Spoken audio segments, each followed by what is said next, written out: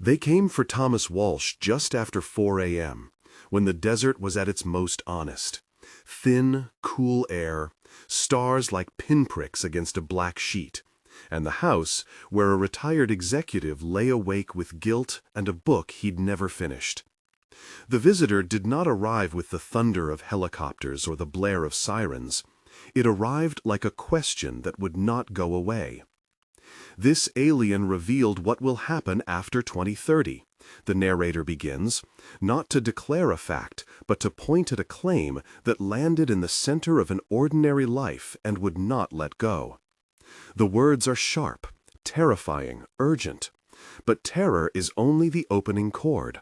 What follows, Thomas would learn, was an insistence on choice. If you want more accounts like this, if you want to follow what unfolds when an ordinary life is interrupted by something impossible, subscribe and hit the bell. That single simple act is the only interruption you'll see for a long stretch. The rest is about the man, the visitor, and the small decisions that might change everything.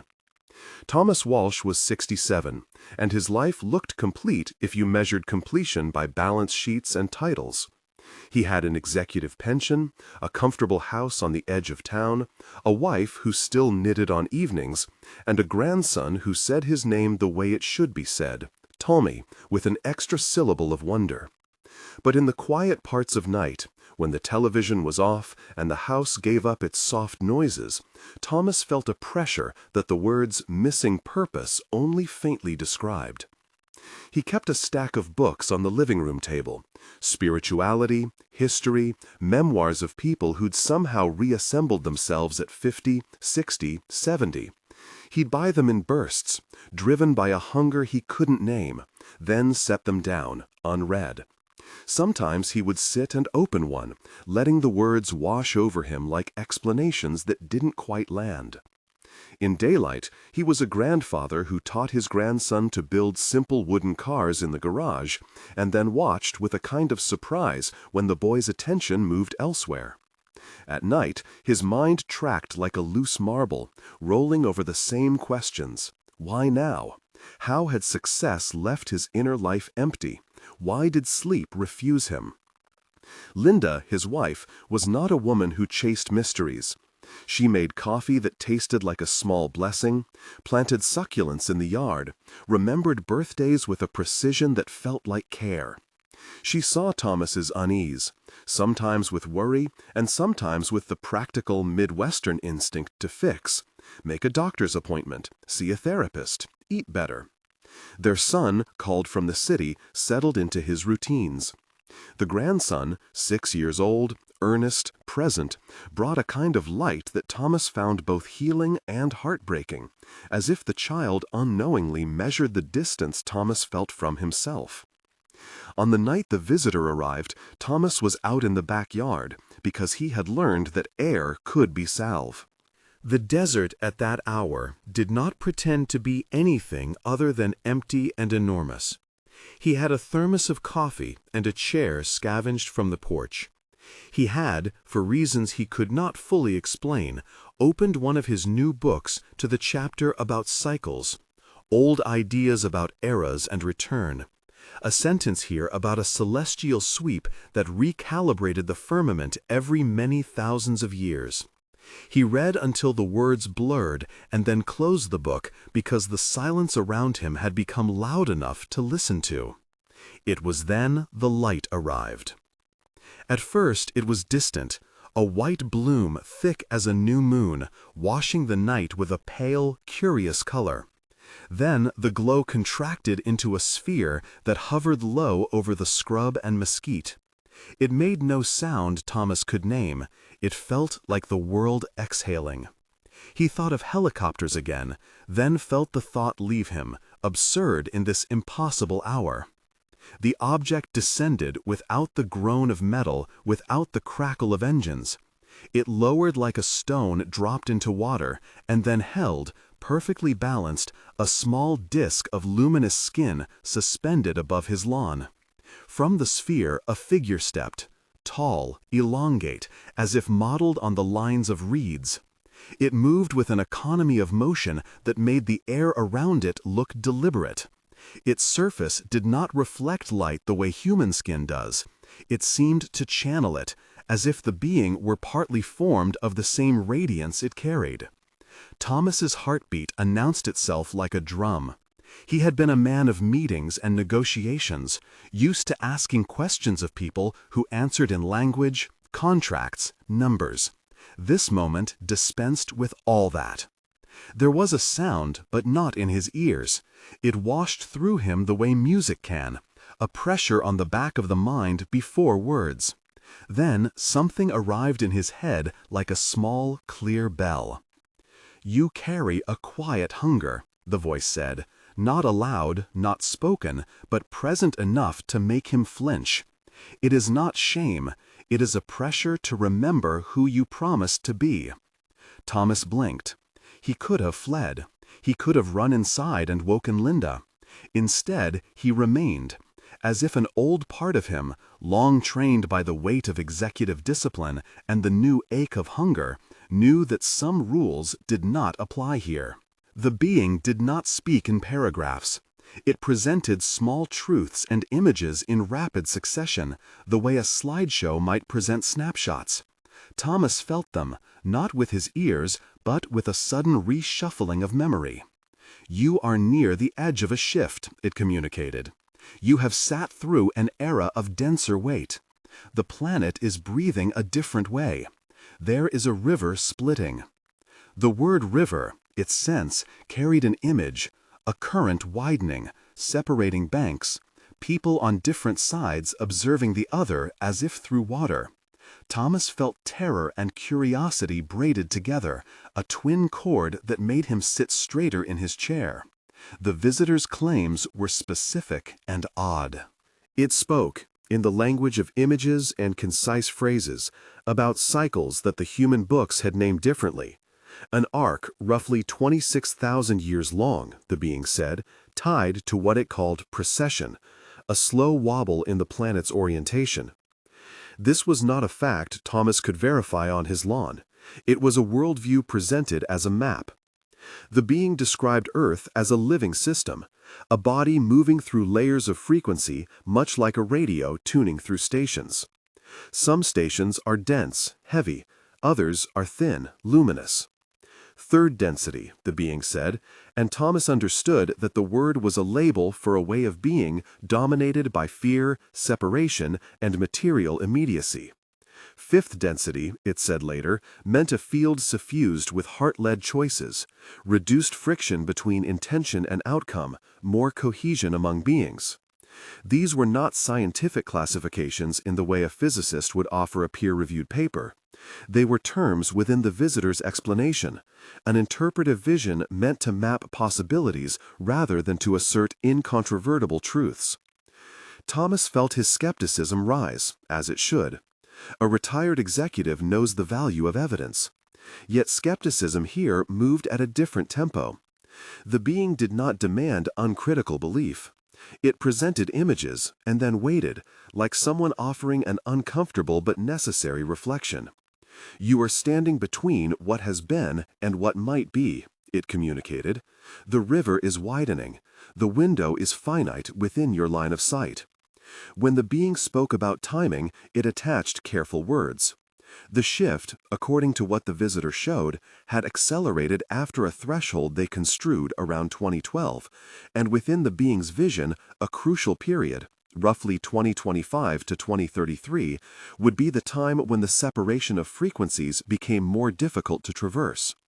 Again, this was a description from the alien's vantage, a timeline presented within that encounter's worldview. The being did not say, as if offering a headline, that the dates were scientifically settled. It was careful, oddly gentle, about the difference between a map and a mandate. Thomas listened, and as the being spoke about timelines, his life flared into a montage. He saw news footage in his head, snatches of heated arguments, displays of anger online, quiet people at night scrolling through feeds for a consolation that never stays. He saw his grandson's face when he asked why the world felt heavy, and he had no answer. The visitor's words aligned with the ache he could not name, a cultural throb of insomnia, of people awake to existential questions they had not expected to carry. The alien's vantage did not cast the future like a prophecy with a sword. It described a divergence as bluntly as describing a fork in the road. There would be two broad experiences of the same geography after the rivers split. One denser, where fear hardened into systems that reinforced it, and one lighter, where people discovered ways to coordinate attention around heartful action, not coercion. The being's voice did not promise a utopia for anyone who chose the lighter path. Instead, it suggested a qualitative difference in how life would feel and how decisions would be made. You will not all move at once, the being said silently. Free will persists. It is choice after choice that bends the field. The language of choice pleased Thomas. It anchored something that otherwise threatened to feel like fate. He had always been a man of decisions. Even the small ones had felt like bricks in a path. And now a stranger of light told him the same principle applied to matters grand and strange. You will feel symptoms, the being added, and images filled the air. Crowds with clenched jaws, nights with no rest, people waking at 3 a.m. with a wordless panic, a sudden increase in those searching for teachers and ways to frame the emptiness. The alien used the word symptoms as if it were describing a body in distress, Earth itself expressing disquiet. And Thomas recognized many of these signs in his own life and in the lives of people he'd known on the golf course or in the neighborhood cafe. All the while, the being did not insist on dramatic demonstrations. There were no miraculous healings, no instant transmutations. Instead, it offered a set of practical habits, small repeated acts that, within the being's framework, moved one's dominant frequency toward the lighter field. They were not guarantees. They were invitations to practice presence in a world that discounted it. The visitor's list, 7 practices, was given not as a ritual but as a set of choices, trivial enough to be plausible and potent enough to matter. It said, 1. Morning gratitude. 2. Listen before reacting. 3. Witness emotions before acting. 4. Connect with nature. 5. Anonymous service. 6. Forgiveness. 7. Aligned, purposeful action. Each practice arrived in Thomas's mind with a vignette, a picture to make it real. Morning gratitude was not a long prayer or a list of platitudes. The being illustrated it with a cup of coffee held with both hands, the heat steadying the breath. A deliberate naming of 3 small things, light, breath, a memory of kindness, spoken quietly before the day's demands demanded him. 5 minutes, the being suggested. Begin there. The day will not care if you are pious, only if you are awake. Listen before reacting came with the image of a dinner table, where Linda spoke of a neighbor's illness, and Thomas felt, for reasons he could not name, the urge to solve, to lecture, to fix. Instead, the practice asked him to remain present and to hear the rawness beneath the complaint, the human plea for acknowledgement. Reaction hardens the field, the being indicated. Listening dissolves it. Witness emotions before responding spoke to that moment when anger flares, when the reflex is to answer in kind, to retaliate online, to close a door on a person who irritates you. The being said that emotions were weather to observe, not storms to be outlived by force. Notice without identifying, it communicated. You are not the thought that rises. You are the horizon that holds it. Connect with nature was literal and small. Barefoot for a few minutes on the earth, a walk without headphones, the deliberate noticing of wind on the skin. The being showed Thomas the grounding effect, an ordinary practice that, repeated, shifted baseline perception. Gaia breathes, it said. Place your feet within her inhale. Anonymous service was a practice designed to move intention off the self. A small, unannounced act, a neighbor's mailbox fixed, a cup of coffee paid for at the drive-thru, an email sent to support a friend's project without expectation. Service is the oil in the machine of higher relations, the being offered. It was a suggestion to build networks of reciprocity without the currency of recognition. Forgiveness, both of others and of oneself, arrived as a hard lesson. The being did not counsel forgetting or absolution without reckoning. It suggested a radical easing, to name harm, to accept responsibility where responsibility was due, and to practice letting go where letting go was possible. It painted a subtle picture. Thomas sitting at the kitchen table, hands wrapped around a cup, whispering an admission of small failings. He judged small and monumental all at once. Aligned, purposeful action took the shape of presence with the grandson, of mentoring someone younger without needing to make it about salvaging a life, of choosing work or small creative projects that fit his values rather than his resume. The being emphasized that purpose did not mean grand public achievement. It meant consistent, values-aligned movement. Thomas received these suggestions like a blueprint for a life he might have once known by intuition but had misplaced to mapped routines and quarterly goals. The being did not suggest that 5 minutes of gratitude would vault him into a luminous state. It insisted over and over on accumulation. Thousands of small choices, over time, change the dominant frequency. Persistence mattered more than perfection. You will fail, the being communicated plainly, and Thomas heard the comfort in the statement. Failure is data, not damnation, it said. The idea was restorative. Thomas thought of the books unread and felt less shame. He imagined himself trying a practice, forgetting it, then trying again. The notion of persistence, gentle, forgiving, iterative, fit with a man who had rebuilt companies after failures and who now had to rebuild himself. The being also offered criteria to read the weather of the world, symptoms to watch that did not serve as proof but as signposts. Polarization, the being said, was one such symptom. Not partisan disagreement. This visitor refused to reduce the observation to politics, but a thickening of language into combat, an inability to hold paradox. Sleep trouble, sudden surges of anxiety that made people reach for substances or screens, the frantic search for teachers and modalities, and the explosion of competing authorities were all signs. Concurrently, the being showed pockets of intense love and service flourishing in small communities, people rearranging their lives to care for one another. Both trends could be true at once. You will meet both, it sent. Do not count the darkness as all of the world. When the being spoke of the split, a division into denser and lighter experience, Thomas's mind reached for images. The visitor obliged, translating a metaphysical claim into concrete metaphor. Imagine the world as a house with many rooms, it said. The rooms are the same in layout, the same staircases, the same windows, the same streets.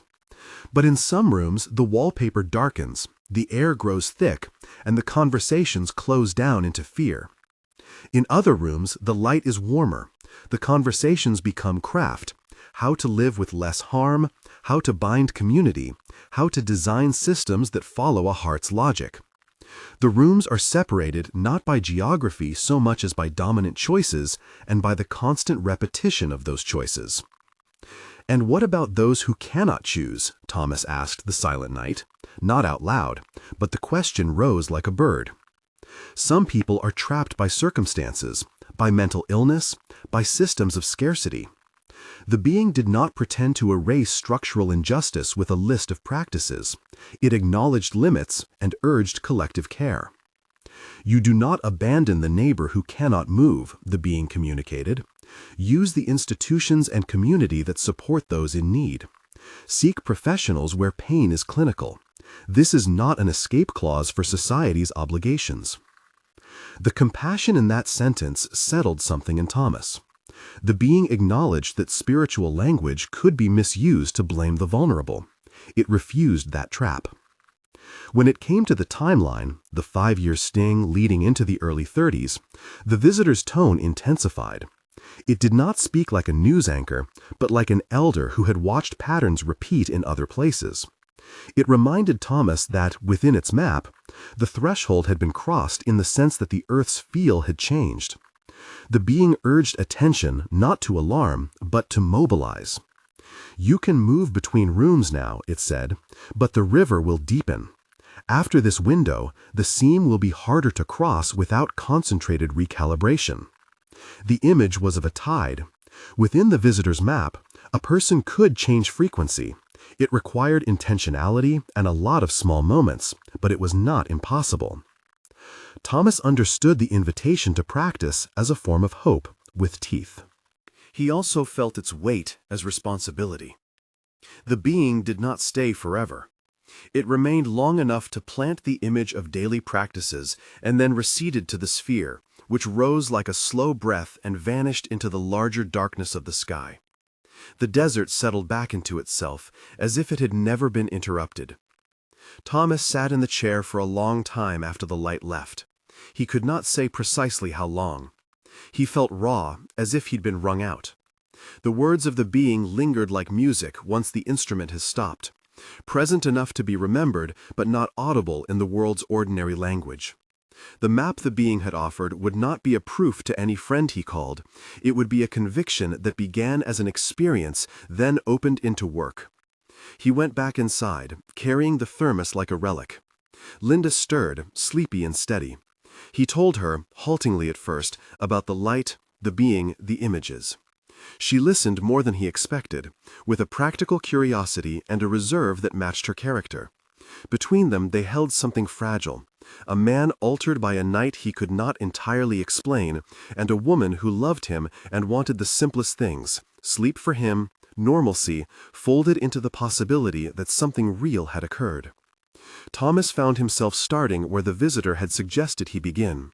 He woke the next morning and took 5 minutes before his phone, before the news, before habit demanded him. He sat with his coffee, with the heat of the cup in his palms, and named 3 small things he was grateful for: the steady roof over his head, Linda's laugh, the way the grandson's socks always had holes in the heels, as if their adventures left a signature. The act felt like a tiny suture. It did not change the world, but it realigned the moment. He held the gratitude as deliberately as he once had signed a contract. That evening, at the dinner table, when Linda mentioned a neighbor's trouble, Thomas practiced listening. He let his mouth stay still. He discovered that the impulse to fix was sometimes a way to avoid the rawness of presence. When his son called and launched into a complaint about work, Thomas noticed the heat rising, old executive reflexes, and instead of correcting or competing, he asked 2 simple, disarming questions. What's the hardest part? And what do you wish was different? The conversation shifted because questions, not answers, invited the other to be seen. He failed, of course. There were nights when he scrolled through social media until it felt like a nervous tick. There were mornings when his first act was to check the market news and let the world's alarms drown out his small gratitude. The being had promised no perfection. It had promised a practice. Thomas forgave himself in the small way the visitor had recommended: a recognition of failure, a naming, and a choice to try again.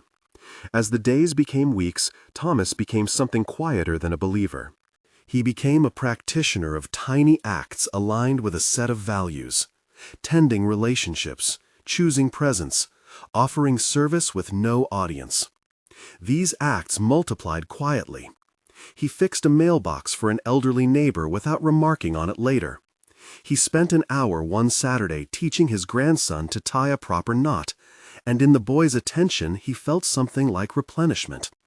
He took off his shoes and stood barefoot on the cool grass just after dawn, letting the earth's damp seep into his soles and the desert's breath settle his mind. Yet unease remained. The image of the river split stayed with him. The visitor's map was not decorative. He saw cracks for the first time as a father-in-law at the church potluck who refused to eat what his daughter had prepared, loudly. He saw social media scraps where people hurled labels like pottery shards. He felt the world's polarization as a pressure on the chest, and he measured his small practices against it with a mixture of hope and doubt. One night, late, after a string of news alerts had shaken him, and he had felt the old executive's urge to control, he found himself humming the visitor's last warning.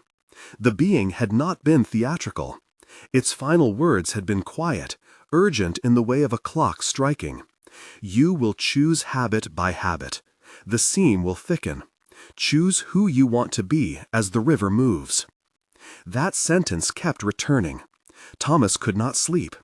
He thought then of his grandson and of the strange quality of responsibility that sits heavy in the chest when one imagines the next generation inheriting the choices of the last. If the being's map was real, if within that vision a window was narrowing, what did it mean for the ordinary person? Did he need to become an ascetic? A prophet? Thomas was saved, again, by the visitor's insistence on the modesty of practice. The exercises were not grand. They were not expensive. They were choices that made presence habitual, a daily commitment to small acts that, repeated, altered a person's field. When the story reached the neighborhood, it would be met with laughter, with curiosity, with the tabloid instinct to distort. But the truth that mattered to Thomas was quieter.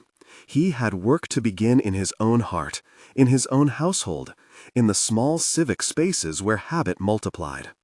Still, a question throbbed. What of those who would choose otherwise? If the world split into rooms, what obligations did those in warmer rooms have to those left in colder ones? The being had given no simple answer. It had emphasized community care and structural attention. It had cautioned against spiritual bypass, using the language of higher frequency to ignore systemic suffering. If anything, it had demanded that those who were waking do not mistake spiritual practice for an escape hatch from civic responsibility. Thomas found the visitor's specificity both comforting and terrifying. Comforting because it offered a path he could attempt in ordinary life. Terrifying because the window, as described, felt like a tapering horizon. The sense of urgency did not become panic. It became a motivated kind of sorrow that sent him into action, calling his son more often, doing a small anonymous act for a neighbor, buying fewer things and returning money to the ledger of consumption. As the weeks progressed, the narrative of Thomas's life shifted into something less tidy. The being's visit had introduced friction into his assumptions. He became more present and also more awkward, for practice often looks awkward at first. He stumbled over apologies, tried and failed and tried again. He read less of the self-help shelves for tips and more for stories of people who had persisted in small things. He found that incremental change created a new vocabulary in his marriage. Shorter silences, expressed gratitude for a small meal, an invitation to walk without purpose at dusk. And in the background, the years pressed onward. The window the being had named, 2025 to 2033, was no longer an abstract timeline when framed by his grandson's childhood arc. If the visitor's claim was true in any measure, those years would encompass many choices. Thomas began to count them as opportunities rather than as a deadline. He did not become reckless about time. He became precise about moments. The story does not close here. The being's map had been given, the practices outlined, the first attempts made. There was work to come. A sharper presentation of symptoms in public life, a temptation toward either fear or apathy, moments where Thomas would be tested by loss and by tenderness. The river's image would return in new colors and with new demands. Choices would multiply into complications. Relationships strained, impulses to retreat, the comfort of old systems calling like well-trained dogs. On one particular night, as a storm flared faintly on the horizon and the desert wind carried the scent of distant rain, Thomas woke with a start. The being's last transmitted image, an almost imperceptible fold in the fabric of ordinary things where two realities touched, pulsed in his mind. He sat up, listening for the cheap reassurance of a late-night talk show, and instead felt the pull of decision. He walked barefoot across the cold tile to the window, looking out into the yard where, months ago, a sphere had touched down and changed the line of his life. The narrative pauses there, not because it ends, but because the next acts demand a choice that cannot be decided from a distance. The visitor had given a map and a set of tools. It had not written the itinerary. Thomas had begun to use them. He had failed. He had forgiven himself. He had started to live a life his grandson might remember as gentle and attention-filled. What remained was the deeper work of persistence and the public test of a world that was already, according to the being's vision, diverging. The question that hung in the air, quiet and urgent, was simple in shape and profound in consequence. When the river widens, who will you choose to be? He stands at the window longer than he planned. The yard is a silhouette, the succulents like small, patient soldiers. The desert's quiet seems thicker tonight, as if listening. Thomas thinks of the visitor's image, the seam where rooms touched, the river widening until the two banks looked less like neighbors and more like different countries. The question returns in a different tone, not only who he wants to be, but what one life can do in a neighborhood that still reads as ordinary. Winter runs into spring. Days elongate. The grandson grows taller, his voice shedding the highest notes of early childhood. Thomas's practice becomes a rhythm, not a performance. 5 minutes of gratitude with coffee, the brief ritual of shoes off on the back step, asking 2 open questions when someone rings with trouble, an anonymous envelope left for a struggling neighbor with a note, "For the shoes you can't buy right now, a friend." He keeps failing, artfully, forgetting to listen, snapping when he's tired, but he learns to name the failure and try again. The naming itself begins to soften him. The neighborhood notices small shifts. Mrs. Castillo across the street, widow, had given up on her yard last summer. Now, one Sunday morning, someone replaces the dead plants with hardy native grasses. A mailbox post leans and then straightens overnight. People make small, unremarked repairs. No one declares a movement. No one wears a pin. But patterns form.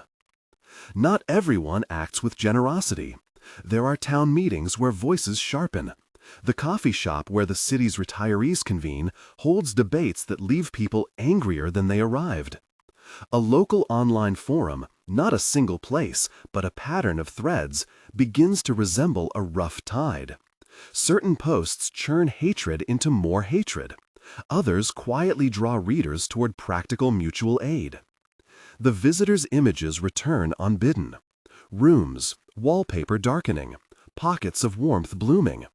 Thomas recognizes with a sting his own old reflexes in the angry threads. One afternoon he nearly types a scathing reply to a person he's never met, his fingers hovering like a man at a crossroads. He closes the laptop instead. He breathes. He calls Linda. He asks her what she remembers about the woman who used to run the hardware store on Main Street. Names a detail the woman had shared years ago, and that memory opens a different tone in his chest. Listening dissolves the urge to fix. The window the visitor described begins to be felt in civic rhythms. City council discussions around surveillance cameras and traffic sensors are framed in the technocratic language officials prefer: safety, data, efficiency. But a deeper conversation ripples beneath. Who gets watched? Who decides what safety means? The language is sterile, but the choices have weight. People who had never attended a council meeting begin to show up. They bring folding chairs and sandwiches and the exhaustion of people who suddenly feel called. Thomas goes once, not to deliver an oration, but to sit and learn the names of those who have already volunteered at the food bank. He offers, quietly, to fix a sink in the community center and spends an afternoon under leaky pipes, his hands cold and competent. The work is small. The gratitude of the center's director is disproportionate and real. It anchors him. At home, the grandson becomes a teacher in ways neither he nor Thomas recognize immediately. The boy's attention is resolute but shifting. He notices insects on the porch, a moth that clings to a screen, the pattern of clouds catching the late light. One evening they crouch on the front lawn, making a line with pebbles, the kind of play that has no outcome other than the pleasure of doing it. The boy tells a story he invents about a star that wears a hat. Thomas listens and laughs, and the laugh loosens something. Presence feels like water that, if poured enough days in a row, slowly wears down stone. The tests, when they come, are not cinematic. They are human-sized and merciless in their ordinariness. In late spring, a man named Ezra in the neighborhood, recently returned from a business venture gone wrong, begins to gather a small following online. He speaks with righteous certainty about the failures of systems and the need for decisive action. His rhetoric is not violent. It is, instead, seductive in the way certainty often is. It promises a map, a leader, an answer. People who feel depleted, tired of complexity, craving direction, lean in. A few neighbors begin to attend Ezra's meetings, pulling into the circle like moths to a porch light. Thomas watches with a pit in his stomach. He recognizes in Ezra the same shortcut mentality he himself had once used to remake companies. There are times when leaders are required, and leaders can do good. But this feels brittle. Ezra speaks of purity and commitment in words that are almost devotion, and devotion without tender checks can harden into something else. Thomas hears the visitor's caveat about not abandoning someone who cannot move, and about not mistaking practice for escape, and he worries that Ezra's followers may be seeking an escape dressed as remedy. He doesn't storm the meetings. He tries instead to show up elsewhere. He knocks on doors and asks if anyone needs a hand with the mail. He brings a bag of oranges to the community center and leaves them without announcement. One Sunday, he invites Ezra for coffee at the hardware store diner his grandson loves. Ezra accepts out of curiosity and ends up talking for an hour about his fears, which are sometimes incoherent and sometimes painful. Thomas listens. He asks about the things Ezra lost, and Ezra reveals a tenderness he didn't show in the rhetoric: an absent father, a business partner who'd lied, an eviction when he was young. Listening does not change Ezra's mind overnight, but it renders him less of a caricature. Not everyone in the neighborhood is persuaded by silent service. A few people begin to frame Thomas's acts as virtue signaling. A commenter on the local forum writes that the mailbox fixer is a man who wants praise. Thomas sees the words and feels old shame coil into him, a familiar defense, achievement validated by applause. He takes a walk to the arroyo and stands barefoot on exposed rock, feeling its coolness steady him. He practices the visitor's instruction to witness emotions without becoming them. The criticism stings, but he notes the sting, names it, and moves on. He has learned the hard lesson of the being's phrase: failure is data, not damnation.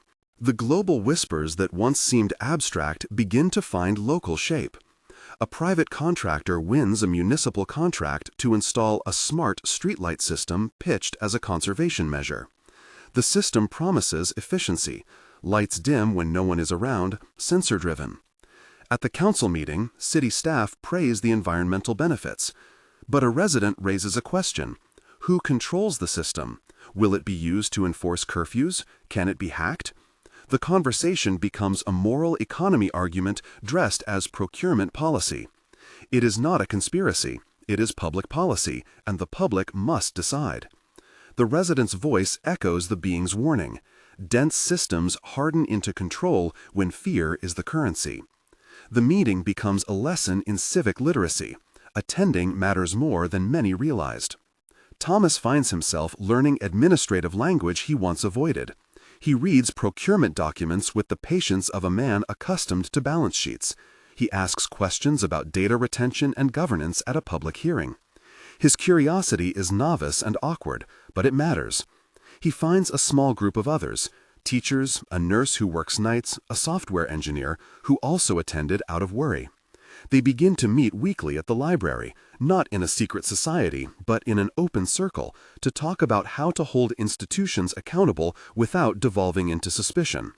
The group evolves into mutual aid and civic attentiveness, a plain kind of activism that looks less like protest and more like neighborliness with a spreadsheet. Meanwhile, socially, the noises amplify. A national spike in heated discourse saturates news feeds. Pundits argue about freedom and safety. Comedians turn outrage into spectacle. Thomas sits with Linda and the television sometimes, but lately he chooses the backyard, where the sky's width reminds him of scale. He hears of people losing work because of public statements, relationships strained beyond repair, friends choosing to sever ties rather than have the hard conversations. The visitor's map keeps returning in these moments, rooms with different wallpaper, but Thomas refuses to convert worry into prophecy. He uses his practices and asks again what small thing he can do. The being's practices continue to be modest and stubbornly ordinary.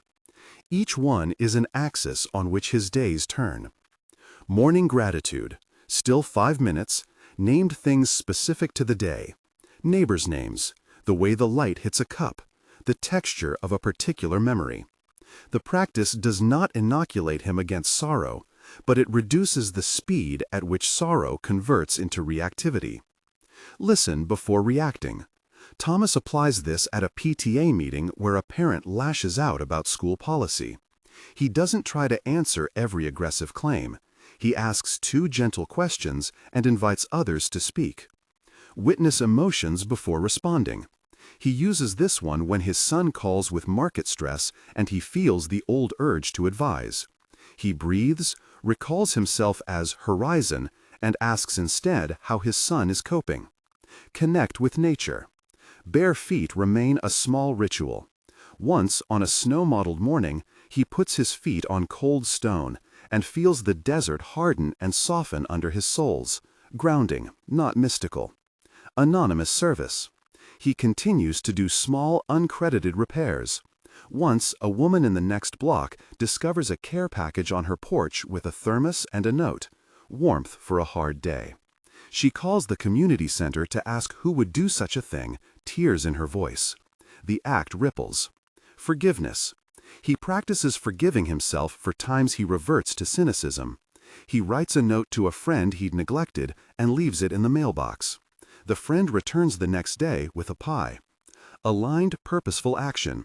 He begins mentoring a young man at the community center who needs someone to show how to build a resume without performative certainty, who needs someone to practice answering, "What are you good at?"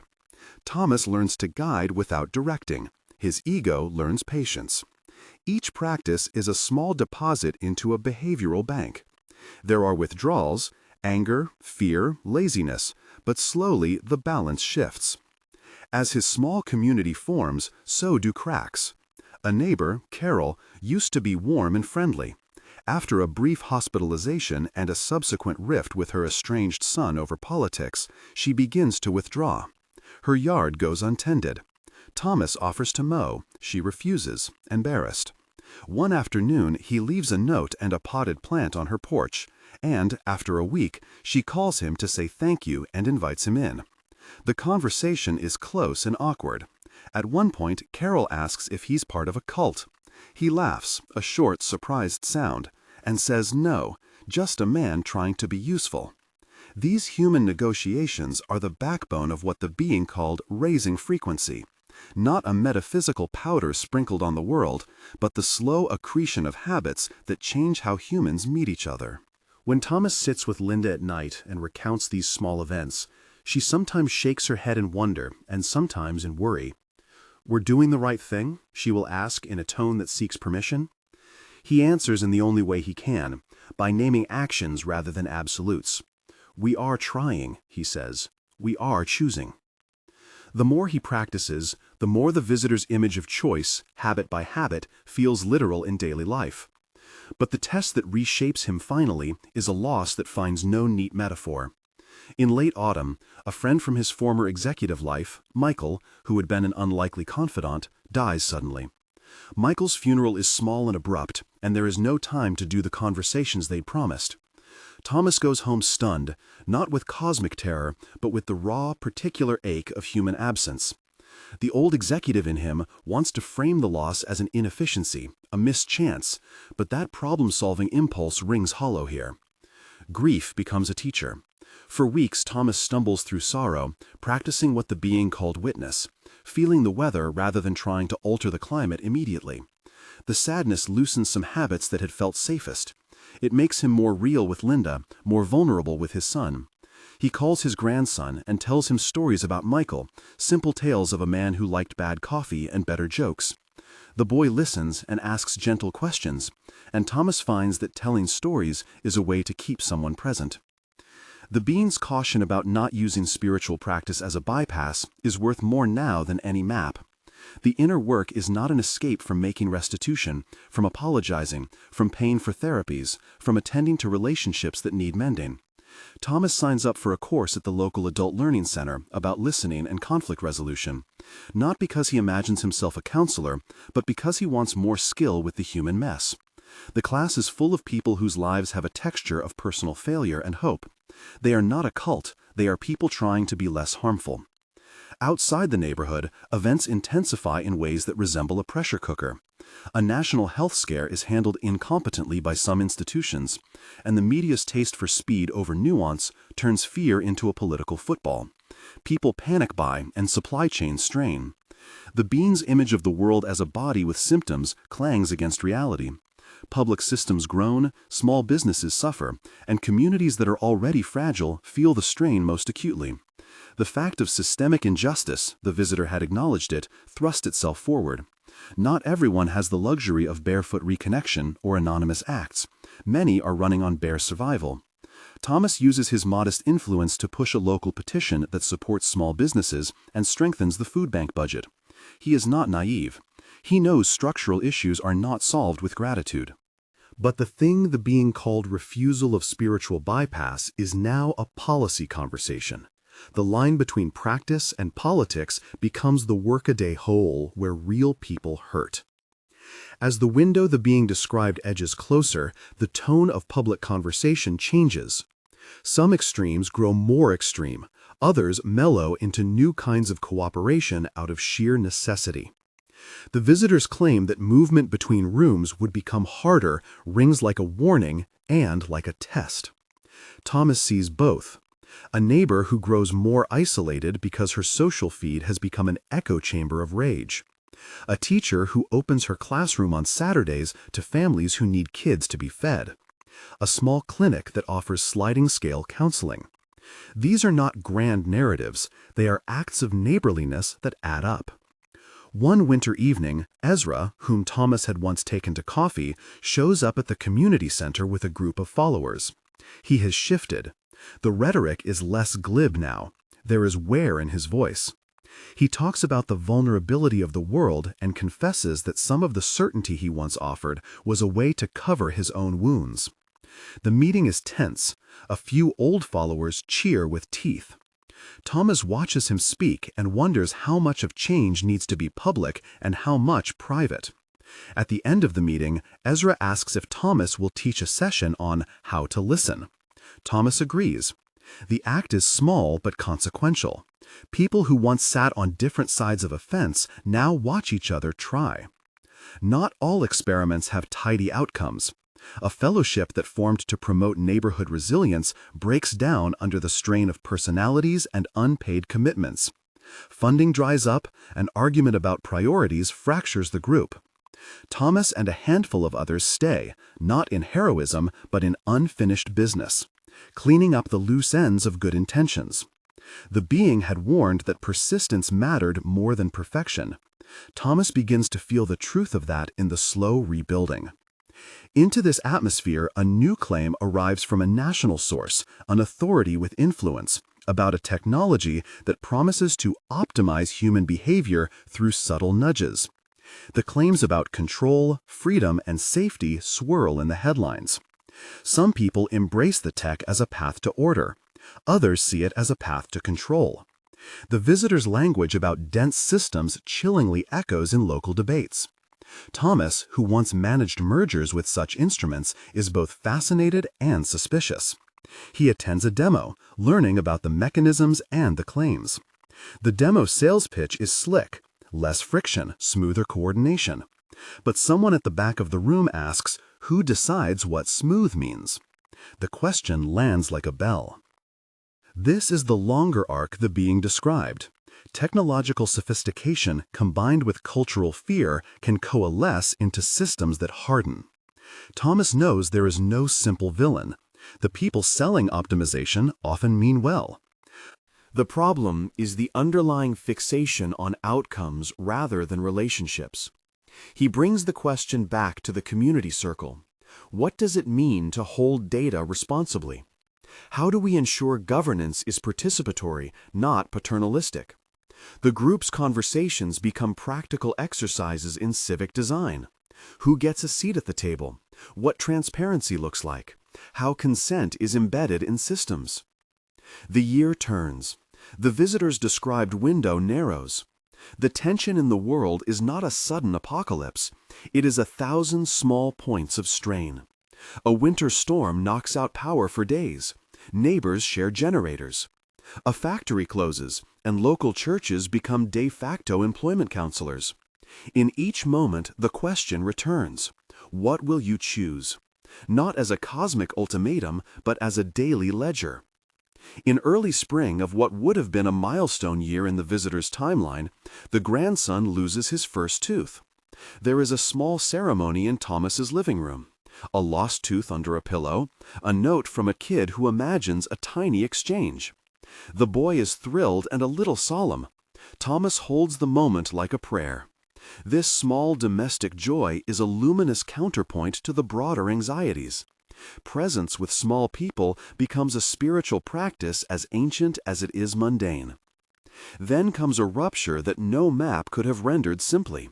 Thomas's son, who has always been cautious, loses a job when the startup he works for restructures. The son calls, voice hollow with fear and, between pauses, anger. He lashes out at institutions, at the economy, at people who didn't care. Thomas listens without offering a tidy solution. He goes to the son's house with a toolbox and cooks a familiar stew. They do small repairs. They talk about practical steps, about updating a resume, about networking. The son is not ready for spiritual framing. He needs work and a plan. Thomas helps him write cover letters and sit through a mock interview.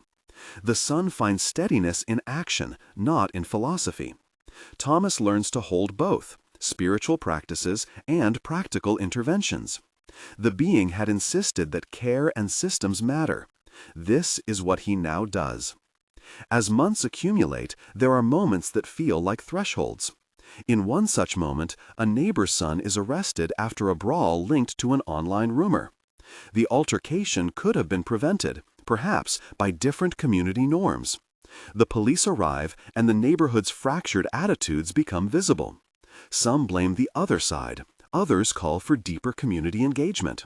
Thomas joins a listening circle organized by the local library and spends 3 hours in a room with people whose lives intersect in complicated ways. The conversation is messy and human, and in it, Thomas sees new pathways: restorative justice practices, mediation, support networks for young people. He throws his energy into organizing a pilot mentorship program at the community center, not because it will fix systemic inequality, but because it will help one kid at a time. In the background, the visitor's claim about rooms and dominant choices threads through his decisions. There is never a single lever to pull. There are, instead, thousands of small acts that accumulate.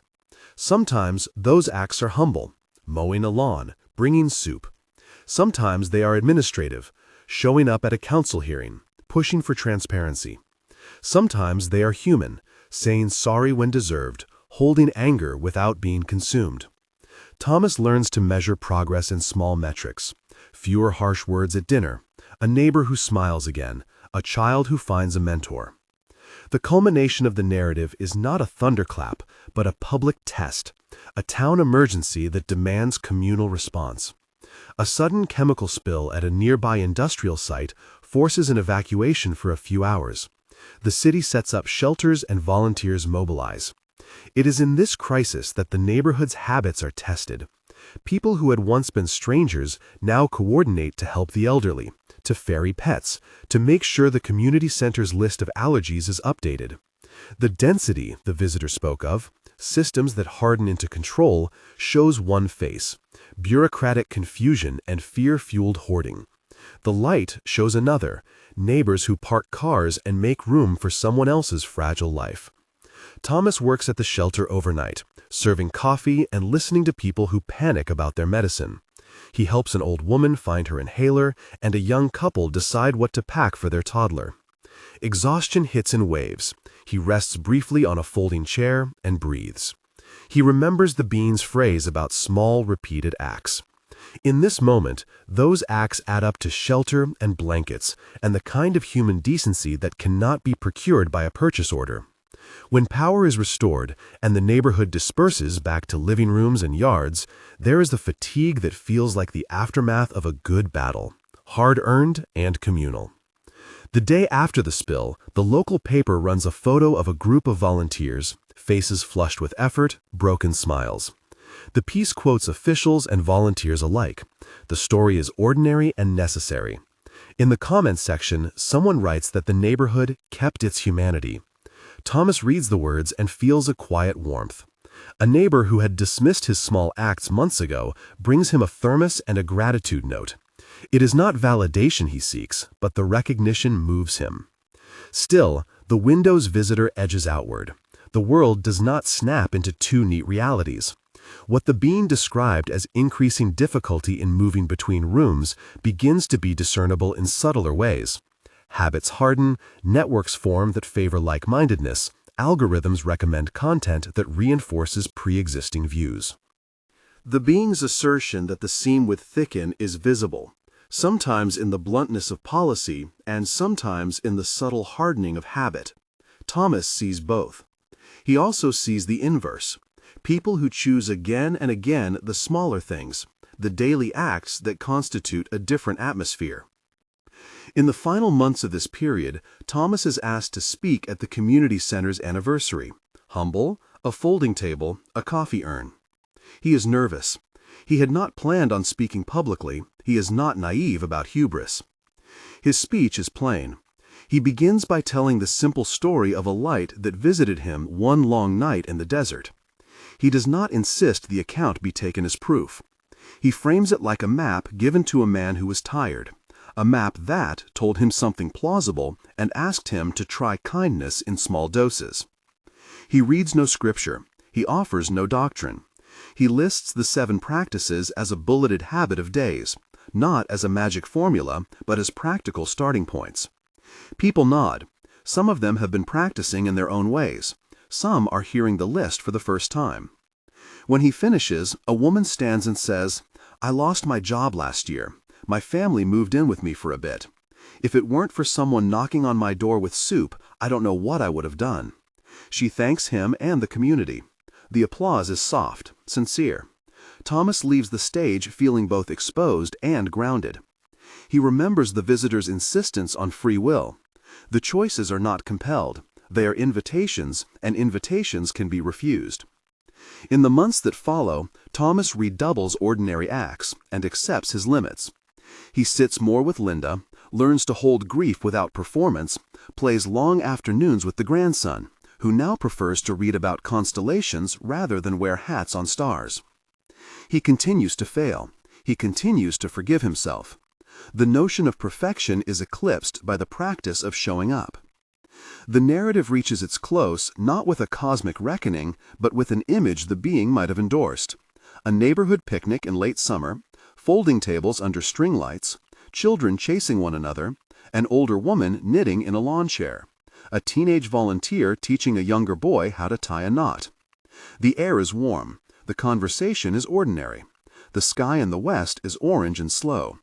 A neighbor brings 2 pies and leaves one for anyone still hungry. A journalist from the small paper takes a photo that makes the front page, captioned, "Neighbors build what government couldn't." The headline is debatable, but the image endures. Thomas watches his grandson run, trailing laughter like a kite. He knows not everyone will choose the same room. He knows the being's map suggested a probable difficulty in moving between atmospheres as the seam thickened. He has also learned that prediction is not destiny. It is a prompt. The terrifying truth implied by the title, The claim that reality could split in ways that make movement between densities difficult is, within his life, a sober warning that has been made useful by the small acts he can do. He does not pretend to have changed the arc of human history. He has, however, witnessed change in his own household and neighborhood. Fewer slammed doors at dinner, a more patient voice on the phone, a community center with a longer list of volunteers.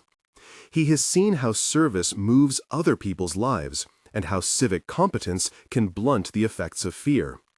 The visitor's claim that one must choose, habit by habit, has become less a cosmic ultimatum and more a practical ethic.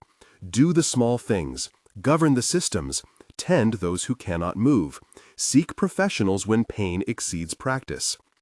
On the night he turns 70, Linda wakes him with tea and a tiny candle on a slice of cake. They sit on the porch, 2 chairs close. He wishes aloud that the being's map had been clearer, less frightening in framing. She puts a hand on his and says, "We did what we could with whatever showed up." They laugh, softly. He thinks of the glow that once touched down on their lawn, not proof of anything, but a memory that asked him to try. He thinks of the grandson's hands, of Ezra's faltering redemption, of the neighbor whose son found a mentor rather than a jail cell. He thinks of the town meeting where people argued about procurement and how that argument ended up shaping policy. All of these were small chords in a larger music. Before bed, he walks the backyard one last time and pauses where the sphere had hovered long ago. The desert breathes, not quite the same as when he first sat in a chair with a thermos. He feels older and more fragile and less lonely. The visitor's warning about timing and about the possibility of bifurcation has acted as a catalyst rather than a sentence. Terrifying? Sometimes. Motivating? Often. Paralyzing? Not for him, not with Linda's hand and his own stubborn, ordinary practices. If you have watched this story because the title's edge pulled you in, the claim at its center must be handled with care.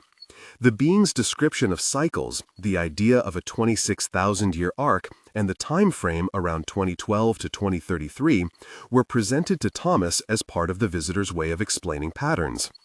They are not offered here as settled scientific fact, but as elements of a worldview that transformed one man's life into a series of practical choices.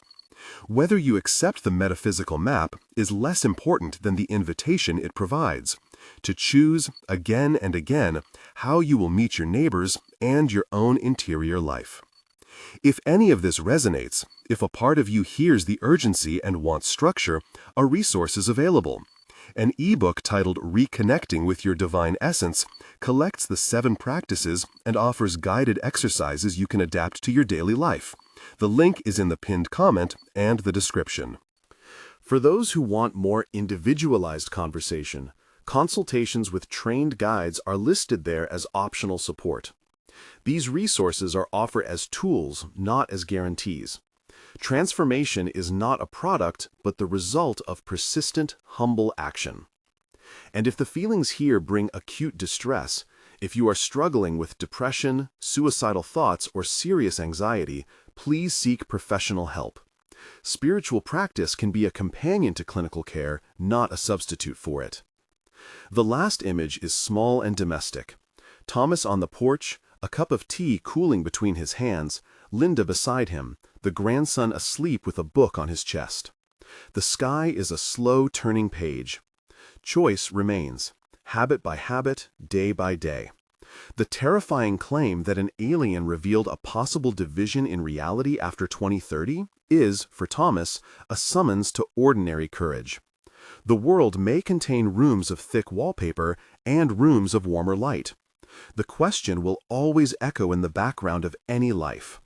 When the river widens, who will you choose to be?